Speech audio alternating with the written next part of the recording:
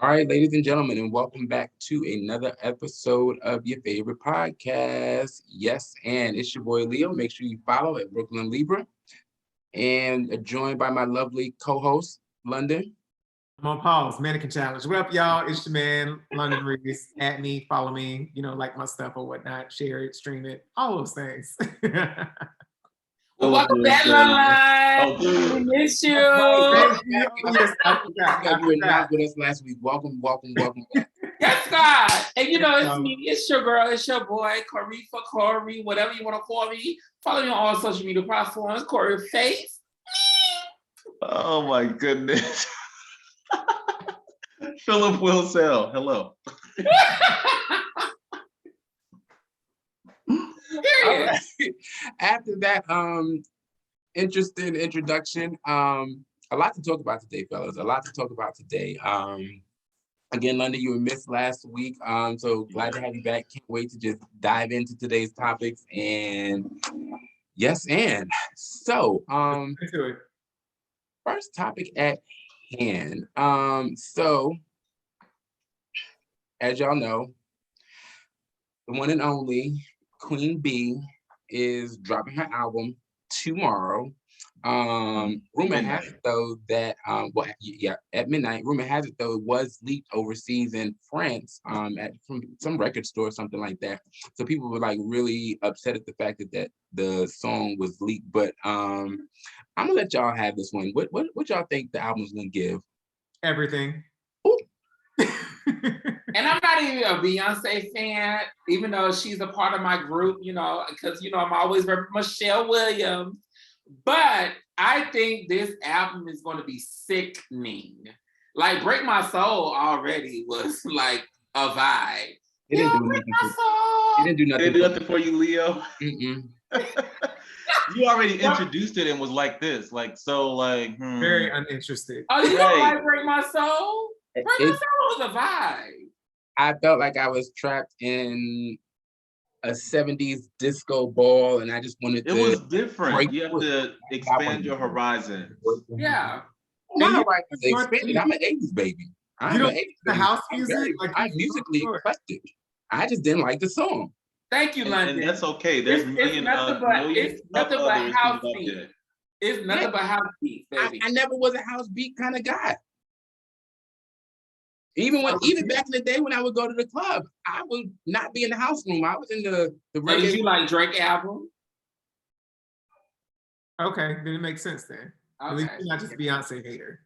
But are you gonna listen, or is it just like a hard? I'm always gonna. I'll definitely listen. You know what I mean? I'll never listen straight off the bat. I like to. I'm gonna let y'all listen to it first, but I will definitely listen because I want to be able to give my opinion. And I want to be able to, honestly see if I like it. But I'm not breaking my back to stay up till midnight to. No, I'm gonna be asleep. I think the hardest part, even though I love Beyonce,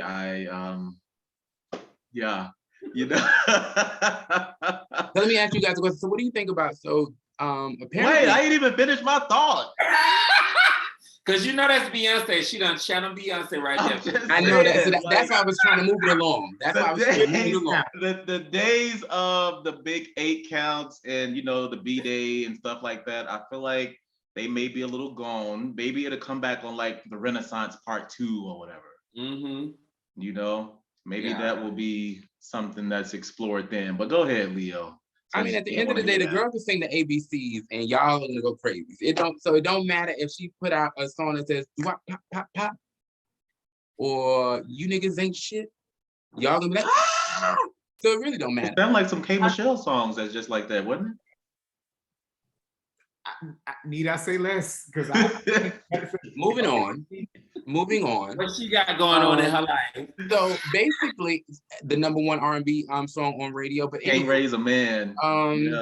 The question I had for y'all was, so apparently Beyonce sampled a song from Kelly's, and Kelly's posted a comment basically. Her verbiage didn't necessarily say it, but of course the way it's being spinned, it's coming across as if Kelly was basically saying Beyonce ain't got no soul. She just out here making decisions, doing things without, no regard for anyone, because basically the song was sampled and cleared without Kelly's knowing about it. She basically found out the way everybody else found out.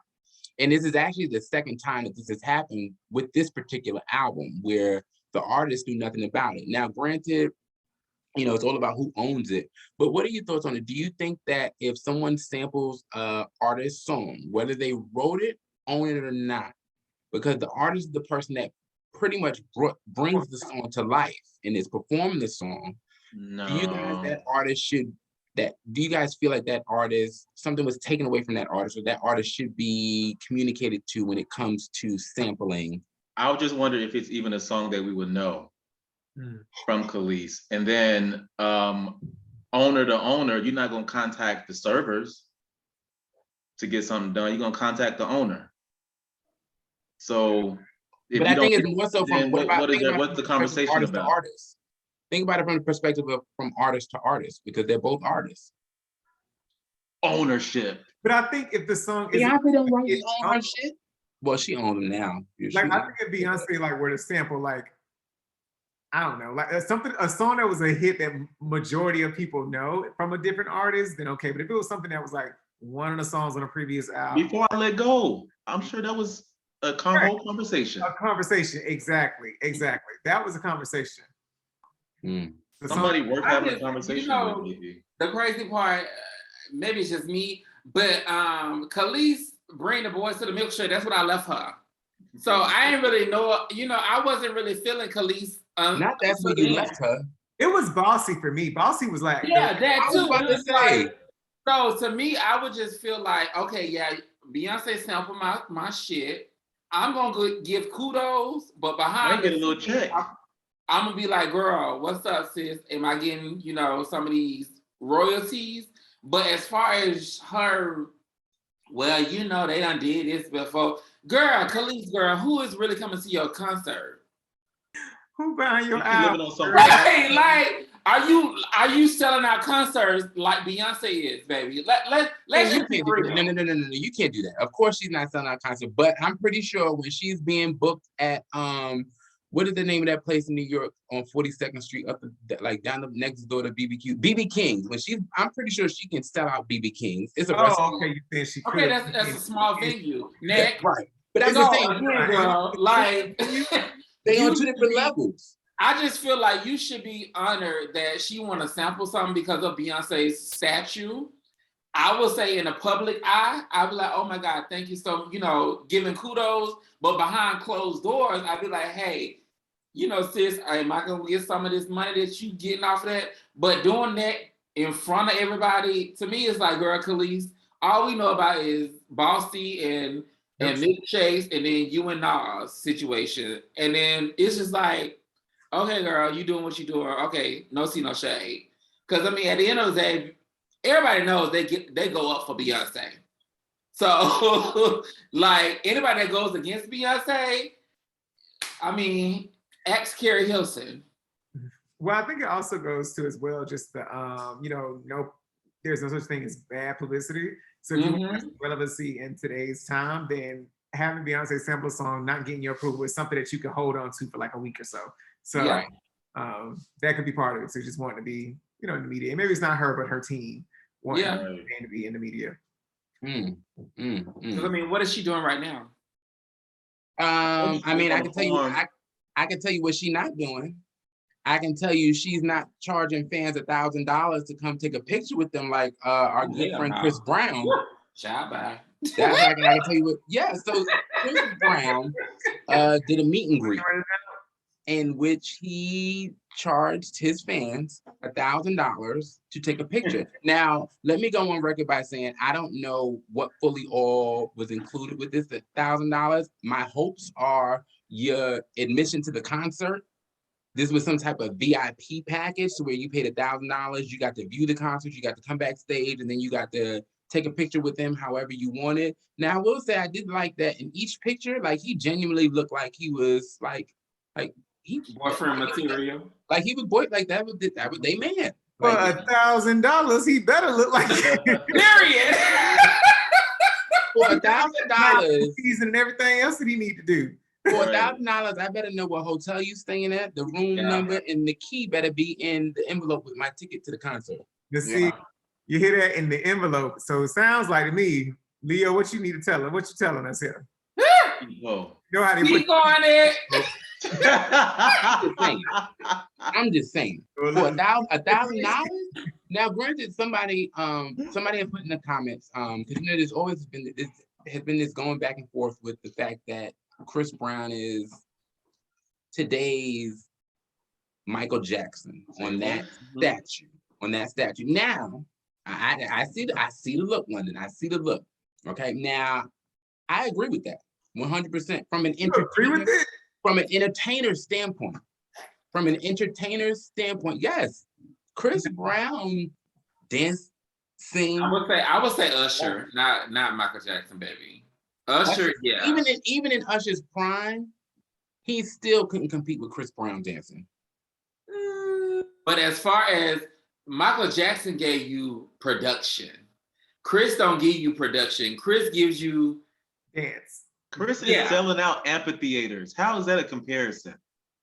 I would just like to go on record and say there's no other artist living in today's time who could compare to Michael Jackson but Beyonce. Yeah. Knowles Carter. That's it. Mother of Blue, Cyril Rumi. That is true. I'm gonna take. I think the only person that could really just say it, Leo. Because I mean, no tea, no shade. Beyonce is up there with Taylor Swift. Taylor Swift, no tea, no shade, fee. Taylor Swift actually outsells Beyonce. Oh, the kids live for Taylor Swift. Yeah, that's a fact. You know them white kids don't play. They live for Taylor Swift. So I think along those lines, even with fucking Adele, like all of those are on those lines. I just don't I agree with London. I don't see Chris on those lines like that. No. So y'all not gonna pay $1,000? No. For Chris Okay, Brown, so let me ask you, would you pay $1,000 to take a picture with Beyonce? Absolutely. I'm not. London, cash at me. Cash at me. Cash at me. I want to. I ain't even been to her concert, honey. I see what $1,000 to take a picture with her is included with that flow seat ticket. Yeah. Some merch. Okay, there we go. A package deal. A package. I want to make sure that's clear. Okay, so y'all would pay so you would pay $1,000 as a package deal for a ticket, a floor seat, and to take a picture. Absolutely. And to take a picture. Absolutely. It's a suite.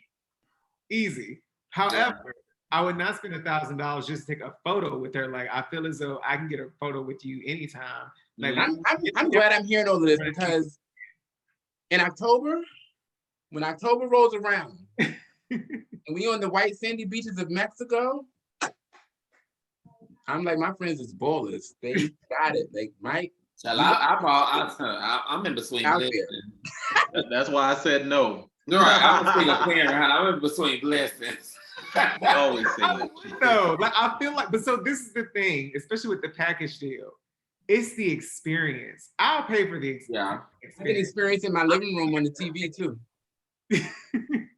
That's an experience. But then, I thought what I looked at also is if as a man, a gay man that's real feminine, if I pay $1,000, would you be that close to me on these pictures like you is close to these girls? Because literally all we seen was just girls. We ain't seen man, we ain't seen straight, gay, whatever, indiffererent. We've never seen none of those in the pictures that's been released. So because they're the ones that want to pay for it and be close to him. But I mean, some of the gay audience. But some of the gay girls, some of the gays will scam. They'll scam and pay that ticket now. Because I mean, if I had $1,000, I'll pay for it. I'd be like, "Hey, how you doing?" Type shit. But are you gonna give me that energy, or is it gonna be like that? Ooh, you know how they do that pose back to back. Yeah, they're gonna take them jail poses. Yeah, it's like, are you gonna get that same energy? So I don't know, but yeah, I know one person that would. Me too. It started with a C. Her last name is Cassandra Rosario. You know she'll pay for that $1,000, baby. Shout out to you, baby. Yes. You know we love you, girl. You know you'll pay for that $1,000. So no tea. Oh my gosh, man. But I mean, they get to go backstage and all that. Backstage can be fun, you know. In most situations, backstage is fun. Yeah. Speaking of backstage, Some situations, yeah, it ain't Not so much. it ain't too great. so Yeah, you know, backstage when the mamas and stuff trying to make them kids brush up on some grown men. That part. which segues into the next. Mama and daddy. Mama and daddy. Yeah. That is true. So which segues into the next topic. So R.Kelly's sister, and his family is so funny and funny looking to me.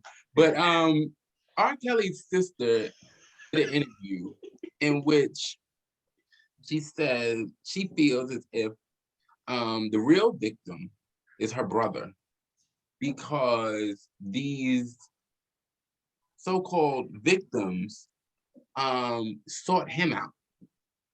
They knew who he was, so they went and sought him out. So he's the real victim in this situation. What are y'all thoughts? R.Kelly is illiterate. Should they give him space though to claim victimhood? I think he's nobody's victim, right?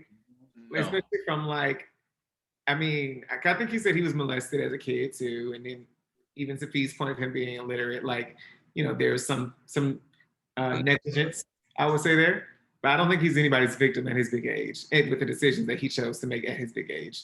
He ain't nobody's victim.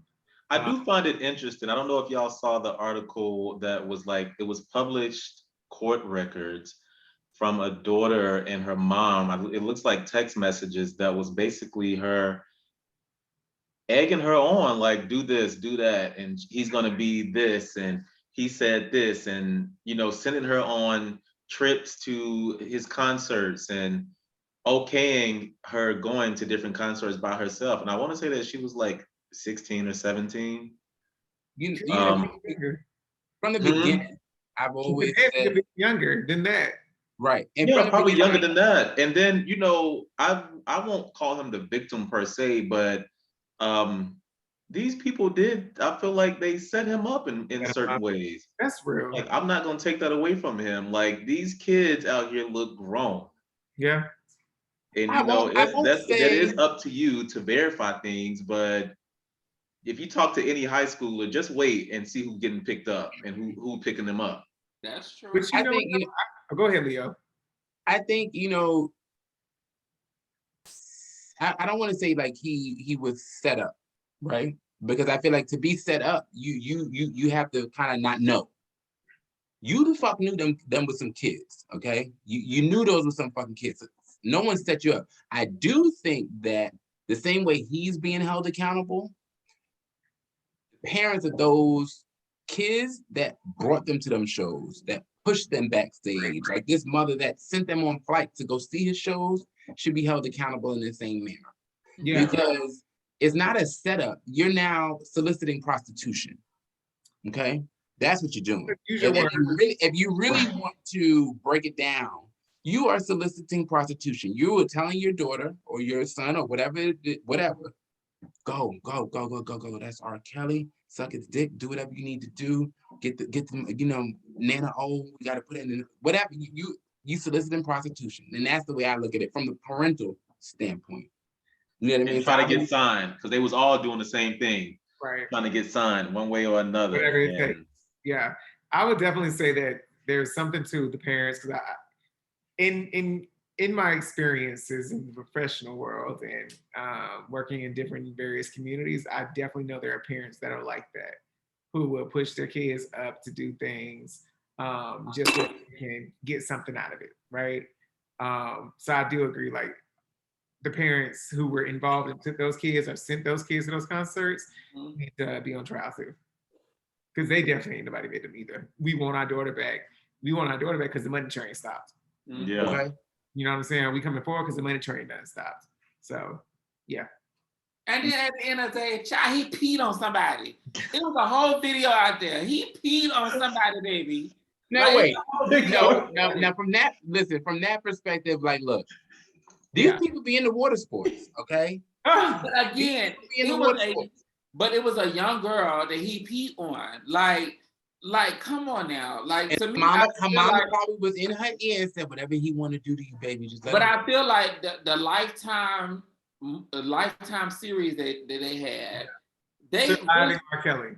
yeah, right. They really kind of told on themselves because they was like, well, we knew what R.Kelly was, but we still wanted exactly. Like, you literally told on yourself about, you already knew he was pimping your children. Thank you. Like, come on now. Like, I don't know. He can't be a victim, but also you have to have those people held liable for what you did because you already knew what he was. He can't be a victim because there was so many. They were co-conspirators. Yeah. They were co-conspirators. That's what they were. There's so many people to where it's like, you have to know something at some point. And I think also he just sees that how Bill Cosby, got off on his situation. You're not Bill Kelly. You're not Bill Kelly. Let it go. You're not Bill. I think he feels like, maybe I should have the same remorse. But you're not Bill. You're not Bill. The people is not putting you on the same pedestal as Bill. You got to let that go. Let that go. Yeah, that is, that's true.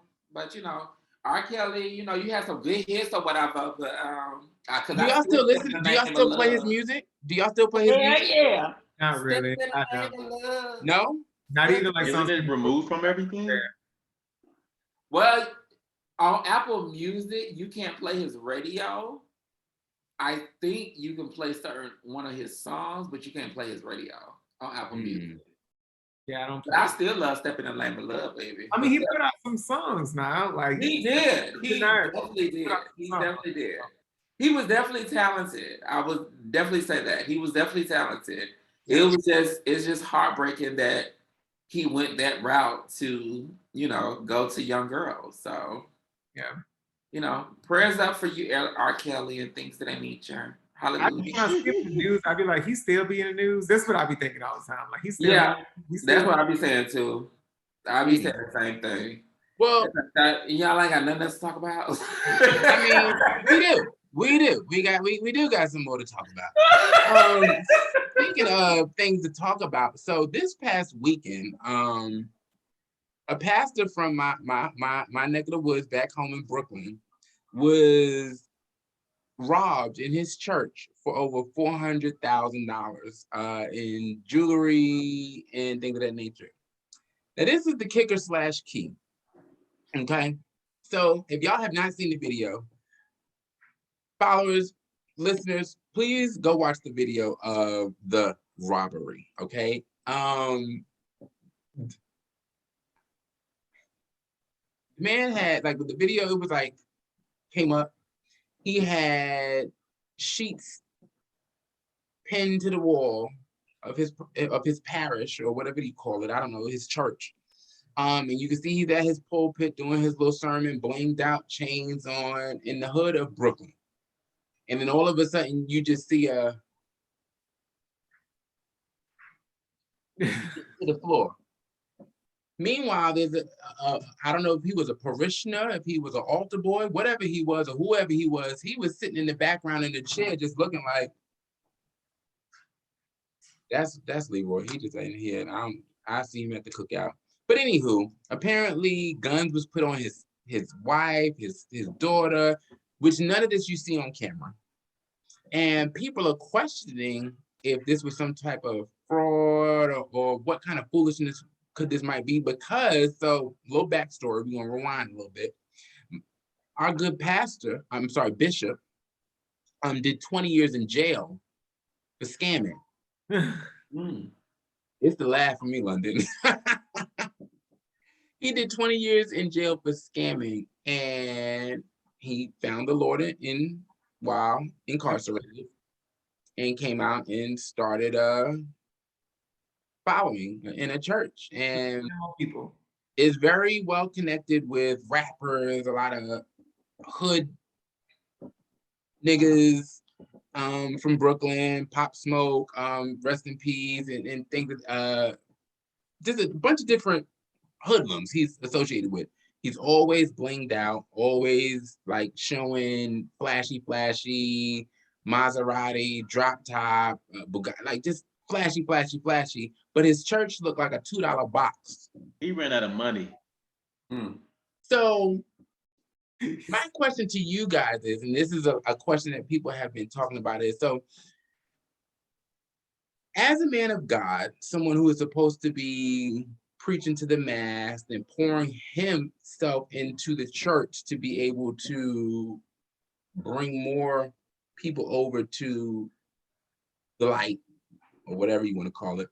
How is it that you out here walking into your church in the hood of Brooklyn with $400,000 worth of jewelry on, but you got sheets pinned to the wall? You live in a lavish lifestyle outside the church, but the place that you and your parishioners are supposed to come to worship look like Boom Boom Room in 708 back in the day. Well, I think that's how he get to have the everything else, because where the money's supposed to be going for the church rehabilitation fund. What do we call it? The church what fund? Church building fund, baby. Building fund. Pastor, the bishop. Yeah. Home building fund. So, yeah. London, that's probably what they do up north. Because us Southern people, we don't do that. We take it to the building fund. That's what the building fund is. But what for. y'all Southern people do, like your good friend TD Jakes. Like your good friend TD Jakes, they get up on stage and bring the whole movement of women back 10 years, 100 years. But baby, they ain't never been robbed on camera. No, he just robbing them from behind. It's okay. It's Sunday, where my money. He's just robbing them from behind. He's robbing them from behind. But we get it. We get it. But I saw a little clip of that, and first of all, I saw when he was on some type of podcast or talk show with some other people, and he was just like dogging the girls out and stuff, and I was just like, "This is not pastor." So what that was. But nowadays, I would just say this: some people is.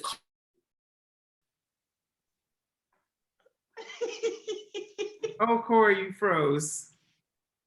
So what Corey was trying to say was, what? Who is our internet service provider, girl? Look how it got him, bro. He was going in. Wait. Okay. Come back, what Corey Jack. was trying to say was, so after the pastor was robbed, another well-known person, I can't remember his name, so I do apologize, sir, that I can't at you and give you the recognition. So he was the person that actually brought the whole story to the forefront, in which then CNN picked up on it. So he did a show. Oh, we lost Corey. He'll be back, friends. He'll be back, friends. He did a live with another bishop. I think she's a bishop, reverend. I don't know what they call themselves these days, but she's a well-known preacher out here in the South, in which they got on live, and they were not mocking or laughing at the situation. They were laughing at his background, and basically were like, okay, well, you rocking all this $400,000 change, you got all this money. Why does your church look like this, sir? Like, why are you not pouring into your church? And he came on going off. He called her Biggie. He called him a faggot. He like going off, told him like, this ain't what you want. It was real Brooklyn. Like I was turned on a little bit. I ain't gonna lie. But it was you. This ain't what you want. This ain't what you want. And I was just like, sir, calm down, relax. Like you supposed to be white cloth. Like chill. Like you doing too much right now. You really take me back to cell block C. Okay, you're doing too much. But it felt like he was trying to just get away to launder some money. It just all sounded like a scheme that Todd set up to get an insurance policy. policy. I said that earlier in a group chat today. I was like, this is a scheme employee Todd set up. Yeah, no, that don't sound too right. And the homie in the back, like you said, he was sitting there watching. He already knew what was about to go down. Yeah. He was like, oh, look, Jay, just give me my break off when you see. I see it. Ain't nobody get shot, right? All of a sudden, your church look like trash, but y'all got 400K just sitting around.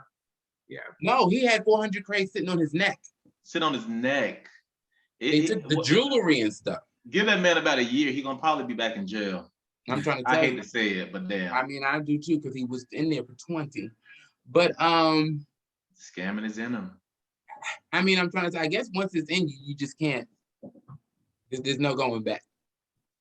I mean, I guess, but that's unfortunate. What else? There's giving all their money and stuff, and he out there living his best life, and they probably poor. It's the hanging up with the thumbtacks. Yeah, he did it better than that. Yeah, exactly. But that's just how it goes sometimes. We didn't do that in Can't find Corey. Yeah, Corey can't get back in. We're gonna have to keep it going without him. We'll see. I guess viewers chime in and show some love for Corey right now, so he knows that his presence is still felt by not only. Yeah, he feels neglected. He's sorry. He's sorry. He's on the south side of Atlanta, and the reception down there is not the greatest. So now wait a minute. What we're not gonna do is come for the south side, though. I may not. We not. Y'all gonna make my guest co-host in the background act up, talking about the south side now. Keep it cute. I'm south side as well. Are you south side or west side? No, yeah. I'm southwest. Southwest. Yes, you are southwest. Yes, you the SWATs. SWATs, yeah. So, oh, Leo, child. Right. we not. We just gonna stay to ourselves and make sure that we don't get monkeypox. Yes, that part. And so I'm gonna speak on behalf of Corey. I'm gonna speak on behalf of Corey right now. Corey is struggling right now with this monkeypox thing, as we all are. Like we really, really all are. And my good friend he wants to be able to be out there and connect with people.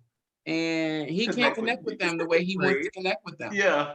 That's a really good phrase, connect with people. Connect with people. He wants to connect with people. He can't connect with them how he wants to connect with them due to this damn monkeypox. So people, please just be mindful and understand that monkeypox real. It's real. It's so ain't nobody worth your body, ain't nobody worth your time, ain't nobody worth your energy. Ain't nobody worth shit really by now. No, don't say that now. I would definitely say use discernment, get to know people, you know. It's like we back in the middle of COVID. Yeah. The height of COVID. I just hope people don't start dying. Like I don't. It would be too much, but I also don't want to break out either. So if the vaccine is out, just sign me up. I'm ready. It's a vaccine for it already? There's been a vaccine. Monkeypox is not new. Right. Monkeypox is not new. There's been a vaccine. Oh, well, yes. Sign me up. But from what I've heard is people have been having really bad side effects. Like to the vaccine? Yeah. They trying to take us out. Slowly but surely. Yeah. I'm convinced they're just trying to take us out, and I ain't here for it. I already don't like the needles, but I do want to live my best life, you know? Right. But so speaking of living your best life, so London, what was it that you were talking about? There was somebody on social media. Oh yeah, some chick named like Kadai, Kawai, I don't know. Okay, we just gonna call her K. Yeah, we'll call her K. So nonetheless, she went to like some Mercedes-Benz dealership and was posing all in front of it and had like an empty Louis Vuitton bag, all this kind of stuff. Nonetheless, she posted her social media trying to like promote her business. And you know, when you look like you got like expensive stuff, people be like, oh, they're successful, let me get on with them. So the Mercedes-Benz dealership reached out to, let's just say, account like the Shade Room, but not the Shade Room. And basically was like, she never bought this vehicle. She came with her own flowers, champagne bottle, and empty LV bag, like shopping bag, not even like purse. changed outfits, took pics, and went about posting how she paid 5 M's for this car. The vehicle is still on our floor and available for sale. And then the person wrote like, well, how do you know all of that? And they wrote, I'm the manager at this dealership. She is deceiving people into joining her business, thinking that it works. I just think it's so above and beyond and unnecessary, but that's why you can't believe nothing that you see on social media. No, she wanted them Ponzi scheme people. I mean, but no, because but I feel like it's the same way with people that be on social media, flashing all these labels and things of nature, and they got 6 roommates. It's the same thing. And sleeping on the floor. Like you got all these labels, but you live in your mother's house. It's the same thing. Because if I can spend $1,200 consistently on footwear, you should be able to spend $1,200 a month on a place to live. Right. I'm just saying. And you're right, because it don't even have to be on rent. It could be on a mortgage. You're right. A place to live. Priorities, though. It's priorities. Wanting to give maybe a bed as well. And what? I said at least have a bed. Like, I don't know. I don't go to people's houses, so I don't know what they be getting these days, but no, I'm good at mine. Okay. But there are people who are like super influential on social media who is just that. They got nearly 50,000 plus followers and sleeping on the couch are going from. And it's just a front. And it's all a front. It has to be so exhausting. But I feel like if you have all that, then you're making money. Because neither one of us is sleeping on couches unless I'm drunk and pass out on my own couch. That's the only one of their couches because I spent the night at their house that night because we had a function. Well, but other than that, I love when you telling yourself. Right. Well, for me, I got we're gonna go to this part of I ain't gonna hold you. My ain't gonna hold you is I think Corey's coming back. There you go. I ain't gonna hold you. Corey, we doing I ain't gonna hold you. Let's jump into it. With it. Each. My ain't gonna hold you is just simply people. And people skills, communicative, and just I'm tired of people. Oh. I ain't gonna hold you. I ain't gonna hold you is I'm tired of hotels not meeting the bare minimum expectations, like having more than one set of towels, washcloths, and hand cloths in the room. Okay, that's it. Use a face towel. Like, what are you supposed to wash there and wash this there? One towel, face cloth, and washcloth. Like, but you said there like multiple? Huh? Isn't there like multiple? They don't give you one? Yes, to come, but they did. So who next? We got 20 seconds. Go ahead, Corey. I'm gonna let this. You have. Or your internet service provider, perhaps.